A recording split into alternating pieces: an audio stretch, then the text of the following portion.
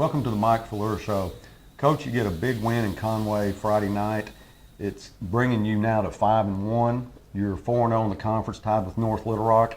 But I don't know that I've got the words to really describe how special that win was. It was a big win for us, considering, our fourth game on the road, our third game on the road, or is that our fourth? I get them confused, but going down there against a good football team that had just beaten Cabot the week before and kind of giving them new life, and then minus, we had some starters. We had one that didn't even make the trip, and then we had a couple get injured while we were there. I was so proud of the way our kids played, the effort, the relentless to not stop, and we had some calls that they're calls that it just happens, and they're not good ones, but you got to go ahead and play it. So our kids did a great job, and I guess the topic that I can preach to any of our kids that you never stop playing, you never quit running and playing hard is the last play of the game or the next last play of the game where they run a screenplay and the guy's going in to score that's going to tie the football game or go for the win, and Matthew Jackson never gives up and runs across the field and knocks him down at the 1 yard line. Clock's running, they got to run a play, they fumble it, we stop them, we win the football game. Well, there's so many things that led up to that point too, Coach. And talk about Matthew Jackson, and I think he intercepted a ball in that same drive that would have killed that potential touchdown, but it was called back on a block or a holding call, I believe. Maybe it was Trey Norwood that had the holding then. Well, I don't know who he called it on. You couldn't really see it on film. It happened way up the field early. So, probably with that, it may have been one of our outside linebackers. I'm not sure. But, just time after time, they make a stop, and then there's a big penalty. It seemed like all night long it kept their drives going, but our kids just kept playing. They kept playing. And so, when you do that, you're going to win football games. We talk about so many things that had to be overcome. You make the trip. First of all, we're on the road playing Conway, who is a very, very good football team. They had 5 losses going into that game, but 4 of them were against teams that they were within 5 points. Yep. The only decent loss was against North Little Rock. So you had that going against you. Yeah, it was their homecoming. One of your best players doesn't make the trip. So you had a lot of things going against you. You had to keep them very, very focused to be in that football game to begin with. You win the toss and you decide to kick off. Their first drive, they get down to like 9 minutes and 12 seconds. Giovanni Johnson, who's their sophomore quarterback, throws a pass, and you got Roberto Del Rio running stride for stride with Pleasant, who's their go-to guy. Throws it 10 yards over his head, and they throw a flag for a pass interference. Yeah, again, that's a judgment call. My judgment, it was a bad call. I couldn't ask Robert Del Rio to cover that any better. Last week, Friday night, or going into next week, tell them to do the same thing. And when you watch it on film, it's just a very nitpicky deal to make that call, but they do it. And so we got to come back and because it's a drive. I mean, we've got them stopped, and so again, it's just one of those things where our kids got to put it behind them. I got to do a better job of putting it behind me. It upset me very much because I'm like, this is the kind of stuff that changes the momentum of a game, especially when you're on the road. Well, Coach, that was their first drive. That was a penalty that kept that drive alive. And I said on the air to my broadcast partner that if that is a pass interference, buckle your chin strap because it's going to be a long night. And 2 minutes later, they score on a 17-yard pass to Pleasant, make the score 7-0. Yeah, I would like for us to have kept them out of the end zone, but again, it's just one of those things that happens again. Kids played hard till they put it in the end zone, so we go down 7-0. We're going to see how we're going to respond. And you do respond. You get the kickoff, and Trey Norwood started at quarterback, and that's your usual format to have him come in and start a couple of series. And Coach, he ran with the mission. Most of the time Trey's running, he's looking to go right or left. He was running with his shoulder down, getting whatever he could get. Yeah, I was really proud of, I was worried going into this game. They have a nose guard that's 6'7", 270 pounds, and he's just gave everybody fits. And I'm going to tell you something. Our offensive line took a great step forward Friday night. They grew up. They handled him. By the end of the game, that boy wasn't even in there. Great first drive. Trey did a good job. I mean, just everybody. We threw the short pass out there to De'Aaron. It was the way to respond to their opening drive. Very exciting for everybody in the press box, your coaches included. They were very emotional, and we were emotional to see them come back and do that. At the 5:26 mark in the first quarter, Trey Norwood gets a 19-yard touchdown run. Yep, does a great job of running the inside zone, and he pulls it, and the guy steps outside, and Trey cuts underneath and takes it in. A good job on the perimeter blocking by our guys, Kedrick Thomas, Greg Washington, De'Aaron Robinson. And one thing that was good to see is, too, you got Paredes that comes in to kick the extra point. You line up in the swinging gate, it's not there. You go to conventional extra point formation, he makes the kick. Yeah, I can't say enough about the three guys that took Chewy's place Friday. Jose on extra points and kickoffs. Robert Del Rio punted the ball out, unbelievable. And then Locke Stubblefield played every play on defense and did a great job. So, that's why it's called a team. Mm-hmm. I mean, one of you guys goes down for whatever reason, and you had three step in to take his place. And we, I'm not going to say we didn't miss a beat, but we didn't miss a beat. And then you're tied 7-7 now. You kick off, and that's something we're really watching close to see how you really approach that. Right. And you got Paredes kicking off, and he does a directional kick. He kicks it right to the 30-yard line. It's high enough. You got time to get some coverage, and they can't return it. Yeah, we're trying to recover that. We're trying to pooch it behind the wall. And I mean, we were really close. The ball's loose, and they just came up with it. So Jose did a great job. And Tyreek Perry, a good job of going down the field and trying to get it. Defense comes in, and they do a great job this time, Coach. They get a 3-and-out, force a punt by Conway. We get the ball, and at the 1:36 mark in the first quarter, we end up getting a 1-yard touchdown by Robert Wilson. Another great drive, another good job by everybody on offense. We make it a little bit harder on ourselves down on the goal line. We're not getting enough push, but we'll get better at that. But again, way to answer. Come back at defense, great job. Offense, take it down, boom, score, kick the extra point. We're up 14-7. Another good kick by Paredes. Now you kick off, you're up 14-7. And this time he kicks to the same kick, but the guy tries to reverse field. He gets hung up and takes a hard lick, and I'm sorry, Coach, I don't know who hit him. Del Rio. Del Rio hit him and dislodges the ball. Elijah Taboo picks it up and takes it in for a score. Yeah, what a great play by a sophomore. That gets called into action the whole second half because of the injury to Max. But, Del Rio, just the guy, what we want that guy to do is try to run across the field because we feel like our speed's going to outrun any of that. Del Rio, when he cuts back, comes in and pops it right on the football. Elijah's right there, scoops it and scores. Byron McGrew throws a good block right down there at the goal line. So, bam, now things are really flowing our way. Kicked extra point, 21-7. Another good kick by Paredes, 21-7, like you say. Now you're getting right to the end of the first quarter. The first play of the second quarter, Byron McGrew gets an interception, Coach, takes it 50 yards for a touchdown, but it's called back for a block in the back.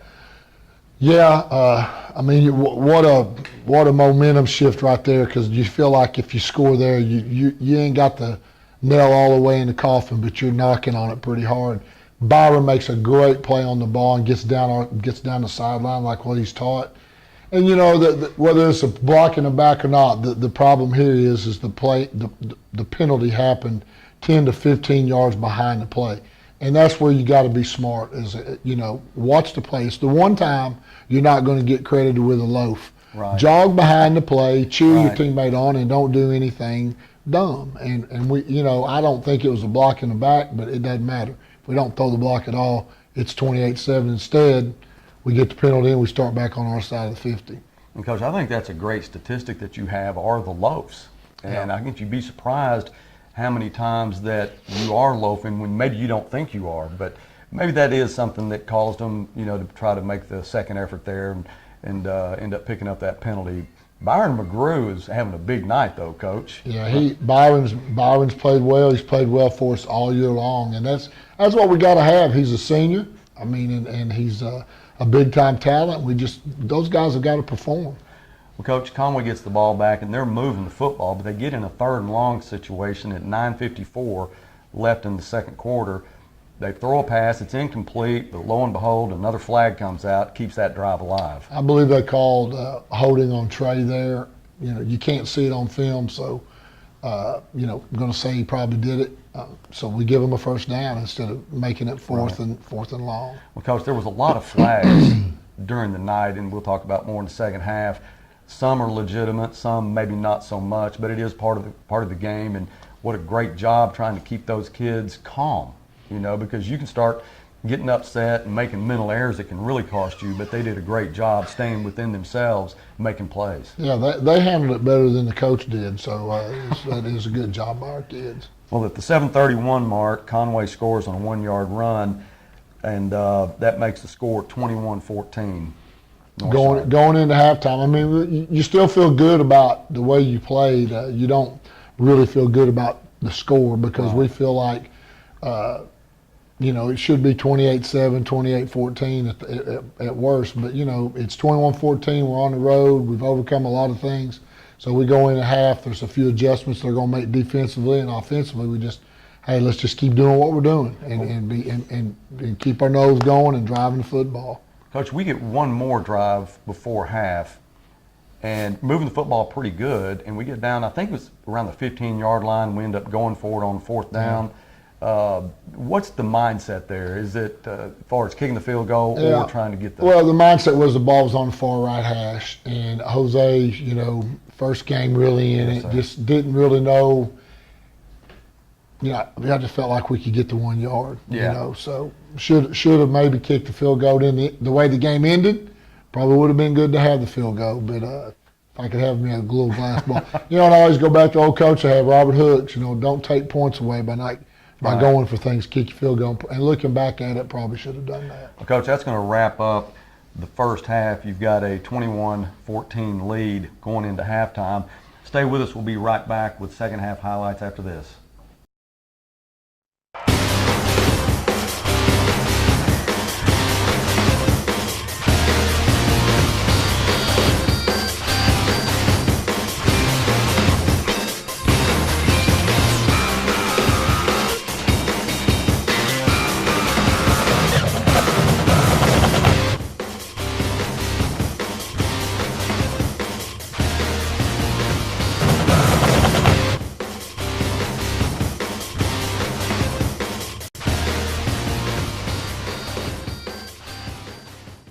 Welcome back, Coach.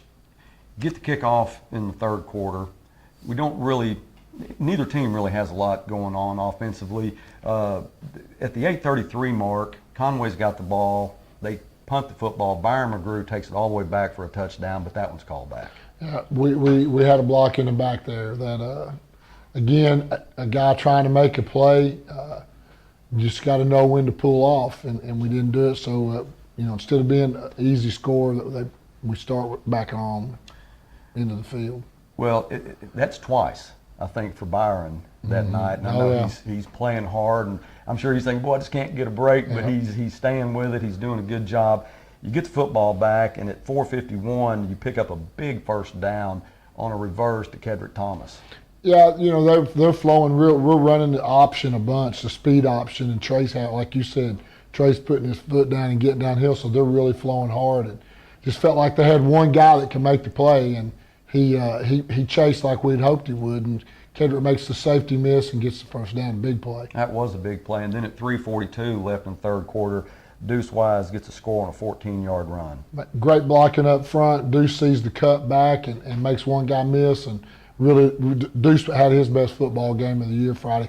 Not only on offense, but did a great job on defense too.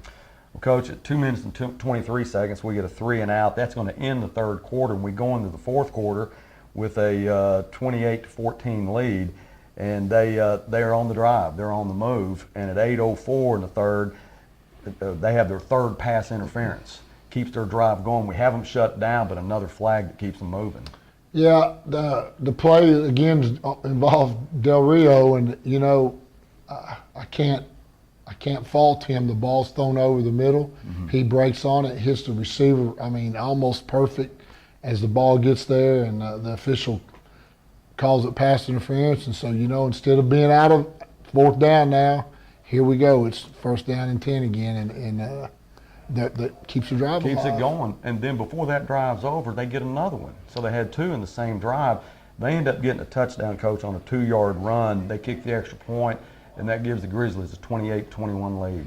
Yeah, we know now we're in for a fight. We really need to keep the football, and not give it back to them. But we move it, but we can get it down on their end, but we don't keep it the rest of the game. Yeah, that's once we get into the fourth quarter, you are moving the football. Boy, you'd like to see another score at 28-21, and you're moving the ball really good. It gets down to where you got it's a fourth and long. I mean, you're going to have to punt the football, and we do. But I think it goes in the end zone, and they get it back on the 20. Yeah, we got a guy down there that could have downed it, and I think it was Byron, and he just hesitated for a second. That ball off that turf just took a hard hop, so it would have been great to have downed it inside the 10, but if not, they start on the 20. Well, they start on the 20. They're down by a touchdown. There's about 3 minutes left in the game now. I think they have one timeout left. They use it, and then the clock's running. And the defense is doing a great job of keeping them down. At one point, Coach, and I do have a question about this, it got down to like 35 seconds, and they've stopped the clock, and I think they say that we're slow playing them or something, maybe laying on one of their guys.